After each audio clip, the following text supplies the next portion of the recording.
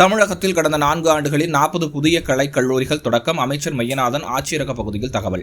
சிவகங்கை மாவட்ட ஆட்சியர் அலுவலக கூட்டரங்கில் பிற்படுத்தப்பட்டோர் நலத்துறையின் சார்பில் நடைபெற்ற நிகழ்ச்சியில் பங்கேற்ற அந்த துறையின் அமைச்சர் மையநாதன் நிகழ்ச்சிக்கு பின்னர் செய்தியாளர்களை சந்தித்து பேசுகையில், அதில் கடந்த 4 ஆண்டுகளில் தமிழகத்தில் 40க்கும் மேற்பட்ட புதிய கலைக் கல்லூரிகள் தொடங்கப்பட்டுள்ளதாக தெரிவித்தார். மேலும் புதுமை பெண், தமிழ் புதல்வன் ஆகிய திட்டங்களின் மூலம் கல்லூரிகளில் மாணவர் சேர்க்கை எண்ணிக்கை கூடியுள்ளது என்று கூறினார். அத்துடன் தமிழகத்தில் கடந்த 4 ஆண்டுகளில் 36 கல்லூரி விடுதிகள் திறக்கப்பட்டுள்ளன. நடப்பு ஆண்டில் மேலும் 10 விடுதிகள் திறக்கப்பட உள்ளன என்றும் அவர் தெரிவித்தார்.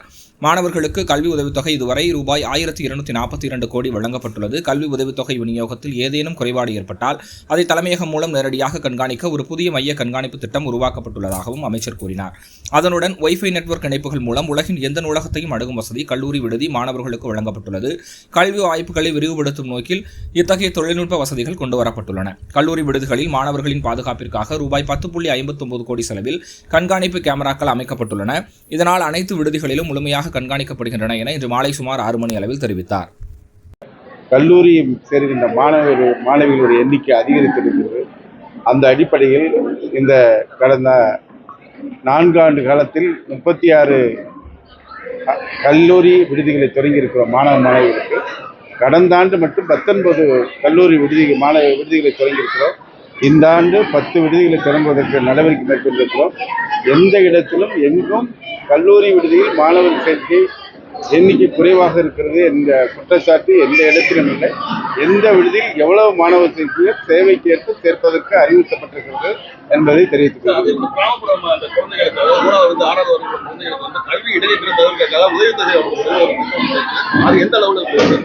எல்லா திட்டமே பார்த்து பார்த்தீங்கன்னா இந்த ஸ்காலர்ஷிப் மூலமா ஒன்றிய அரசோடு சேர்ந்து மாநிலங்களுக்கு செயல்படுத்தப்பட்டு வருகிறது. இந்த 4 ஆண்டு காலத்தில் பார்த்தீங்கன்னா 39,86,642 மாணவிகளுக்கு கல்வி உதவித்தொகையாக 1,242 கோடி ரூபாய் வழங்கிய முதல்வர் மாண்பு தமிழ்நாடு முதலமைச்சர் அவர்கள் இது போன்ற திட்டங்கள் மாணவ செல்வங்களுக்கான தொடர்ந்து திட்டங்கள் ECS மூலமாக தொடர்ந்து செயல்படுத்தப்பட்டு வருகிறது. இது எங்கேயாவது இது தடைபட்டிருந்தால் தற்பொழுது ப்ராஜெக்ட் மானிட்டரிங் சிஸ்டம் என்று நேரடியாக தலைமையகத்திலிருந்து கண்காணிக்க புதிதாக ஒரு திட்டத்தையும் தொடங்கியிருக்கிறோம் என்பதை தெரிவிக்கிறேன்.